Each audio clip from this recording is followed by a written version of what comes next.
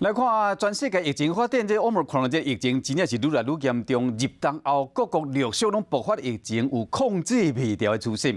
中国西安继续咧封城，疫情还伫传。另外，欧洲嘛有几个国家伊确诊数又阁有一个新冠纪录。小等咱再来关心，先来看中国这个陕西省西安市的状况。昨开始封城，因为疫情的传播链呢继续咧传。即嘛伫中国另外5个省、6个市，包括广东、东莞、甲北京、通州、州等。这拢有发生这个相关的病例，昨中国确诊数呢新增到87个病例，其中本土是55例，西安占偌济，占49例。中国有名的古都西安22号爆出本土确诊社区感染，23号半暝12点开始封城。这是今年以来中国伫人口1000万以上的城市所用过上严格的防疫封锁措施。我们可以看到，在这个小区志愿者和这个医护人员的组织下，大家严格按照1米线不扎堆进行一个核酸检测。西安市将近1300万人，90个社区全部实施封闭管理，3000外检测站通宵做采检。在地民众怨叹讲，伫半暝3点马上落门落楼快筛。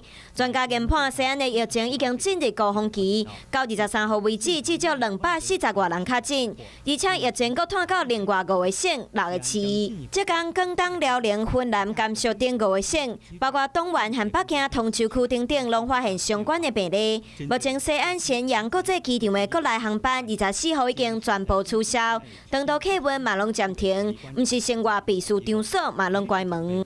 全市中小学阁有幼稚园拢停课，大学生嘛互要求踮伫厝内进行封闭管理，希望会当斩断疫情的传播链。不过要是有人无咧听话。